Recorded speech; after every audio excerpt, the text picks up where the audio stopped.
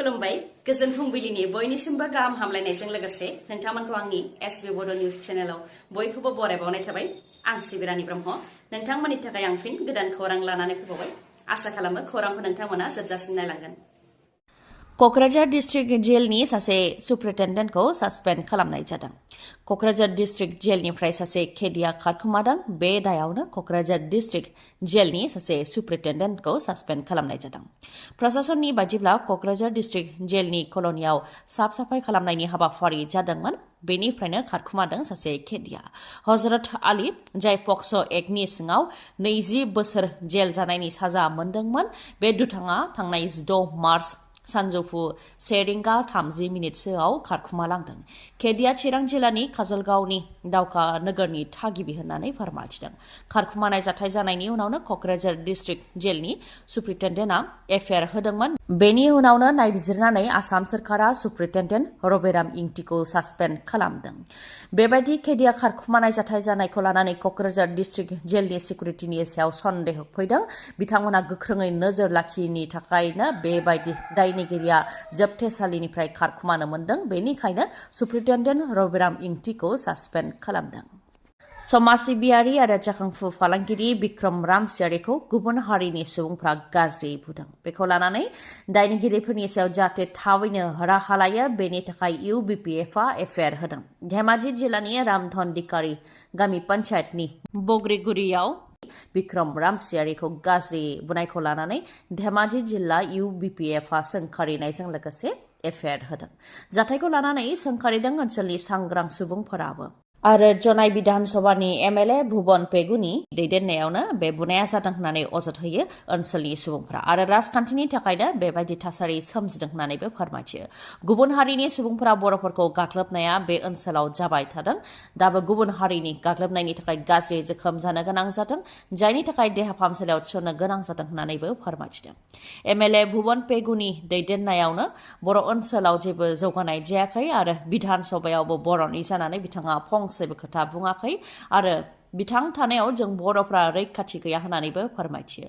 जायनाखि बिक्रम रामसियारिया बर' लाइमोनफोरखौ दैदेनबोदों बेखौनो मेगन सादों आरो सानैसो थिखादारनि फाफ्लियाव सिलाइ दोननानै बर' हारिनि सायाव गावनो नागिरदों होननानैबो बुंथियो।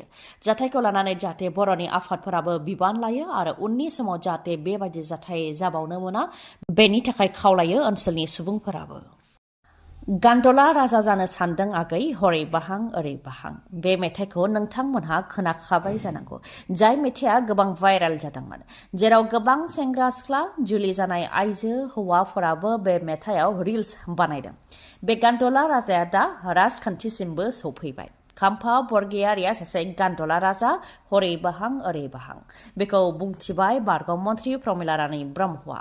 खाम्फा बरगयारिखौ गान्दला राजाजों रुजुदों प्रमिलारानी ब्रह्मआ। बिथाङा फोरमायथिदों दि दिपेन बर'नि दैदेननायाव BTech आरो UPPL ज' जानो नांगौ होननानै सावरायनाय जादोंमोन जेराव खाम्फा बरगयारि रबिराम नार्जारि आरो रिहन दैमारि बिथांमोनखौ दैथायहरनाय जादोंमोन आरो बे आयदायाव प्रमद बर'आ जाहाथे सावरायफैयो बेनि थाखाय हाग्रामा महिलारिया बुंथिदोंमोन। नाथाय बे खोथाखौनो हाग्रामा महिलारिया खौसेखौ लुबैया होननानै खाम्फा बरगयारिया फोसावदों।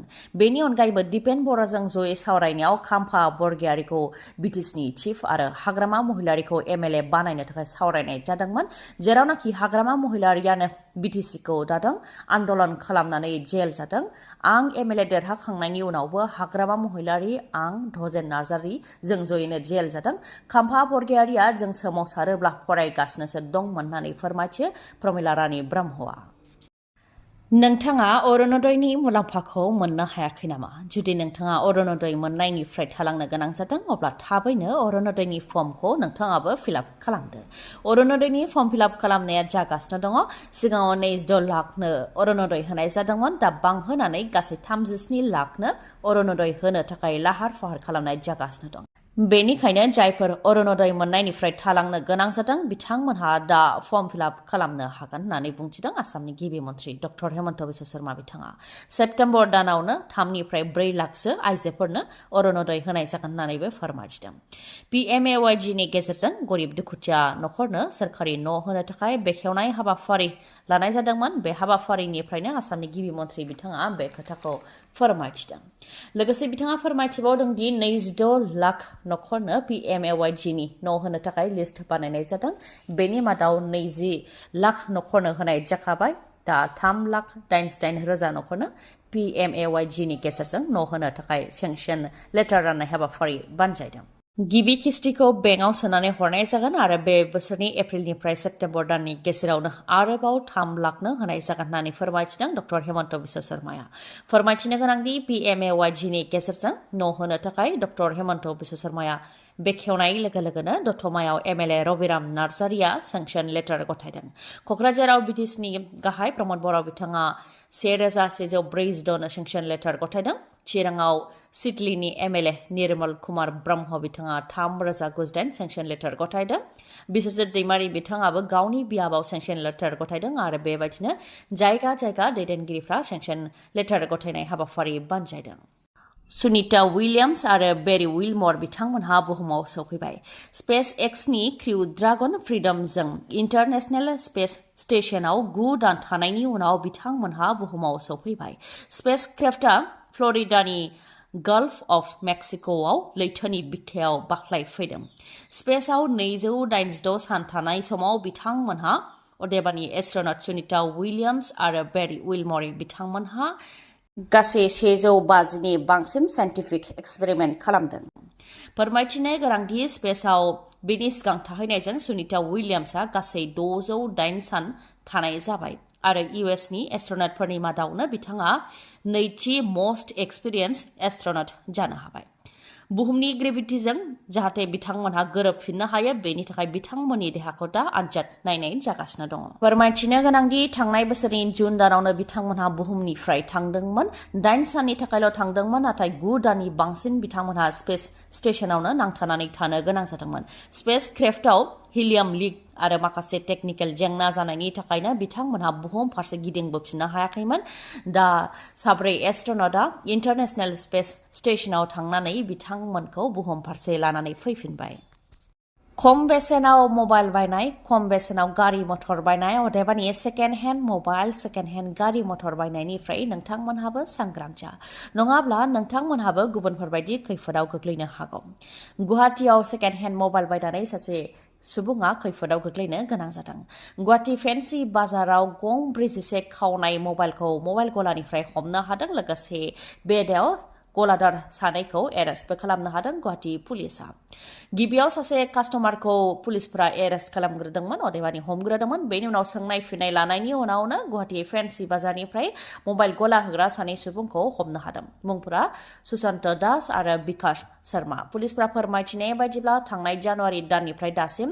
50 मबाइल खावग्राफोरखौ एरेस्ट खालामनाय जाबाय अदेबानि मबाइल खावनायजों लोब्बा थानायफोरखौ एरेस्ट खालामनाय जाबाय पर्टेलनि गेजेरजों नायबिजिरनाया जागासिनो दंखायोमोन होननानै फोरमायथिदों बे लेखायै गिबियाव सासे मबाइल बायग्राखौ हमजेननो हादोंमोन बेनि उनाव सोंनाय फिननाय लानायनि उनावनो गुवाहाटी फेन्सि बाजाराव गला होग्रा सानै सुबुंखौ हमनो हादों 2 एप्रिलाव पाब्लिक हलिडे फोसावदों 2 एप्रिलाव राभा हासं अट'नमास काउन्सिलाव बिसायख'थि जागोन बेनिखायनो राभा हासं अट'नमास काउन्सिलनि सिङाव गोग्लैनाय ओनसोलफोराव 2 एप्रिलाव पाब्लिक हलिडे फोसावदों 2 एप्रिलाव गासैबो सोरखारि नङै फसंथानफोरजों लोगोसे सोलोंथाइ फसंथानफोर फालांगियारि फसंथानफोर लोगोसे बेंक साहा बागिचा आरो गुबुन गुबुन फसंथानफोरा बन्द थागोन फोरमायथिनो गोनांदि राभा हासं अट'नमास काउन्सिलाव 2 एप्रिलाव बिसायख'थिनि भट होनाय जागोन आरो 4 एप्रिलाव बेनि काउन्टिंआ जागोन अदेबानि साननाया जागोन नोंथांनि मेगनाव जेंना जादों नामा जुदि जेंना जादोंब्ला आरो नोंथाङा मेगननि मोजां डक्टर नागिरदोंब्ला नोंथांनि थाखाय मोजां खौरां बङाइगावनि आइ हस्पिटालाव फैगोन सिनियर आइ स्पेशलिस्ट डक्टर प्रबिन बसुमतारी बिथाङा एम्स निउ दिल्लीनि बारग' SR RPC आरो दिल्ली GNCTनि बारग' आइ कनसालटेन्ट डक्टर प्रबिन बसुमतारीनि अनगायैबो मेगननि डक्टर आशराफुल आलम आरो डक्टर मेघाली शर्माखौबो बङाइगावनि आइ हस्पिटालाव नोंथांमोनहा मोननो हागोन लोगोसेनो कम्पिउटार पेकनि गेजेरजों केटारेक्ट सार्जारि खालामनो हागोन जेराव जेबो सानाय गैयालासे सुथेनाय गैयालासे आरो गोख्रैनो गाहामाव फैफिननायखौ नोंथांमोनहा मोननो हागोन आबुं थङा जाहैबाय बङाइगाव लवार आसाम हस्पिटालनि उल्था दिगाव बास स्टेन्डनि साखाथियाव फुंनि 10 रिंगानिफ्राय मोनाबिलि 7 रिंगासिम मेगननि डक्टरखौ मोननो हागोन बे बङाइगावनि आइ हस्पिटालाव माबाफोर सुलुं लानो गोसो दंबावोबा नोंथांमोनहा 690094 9900 बे नाम्बाराव खौरां। दिनैनि खौराङा एसेनोसै। खौरांखौ जोबजासिम नायनायनि थाखाय गोजोन्थों। नोंथाङा आंनि चेनेलाव गोदानबा सानफ्रामबो फुंनि समाव खौरां मोननो थाखाय चेनेलखौ साबस्क्राइब खालाम आरो बेल आइकनखौबो क्लिक खालाम। लोगोसे खौरांखौ मोजां मोनदोंबा लाइक, कमेन्ट आरो शेयार खालामनो दाबाव। गोजोन्थों।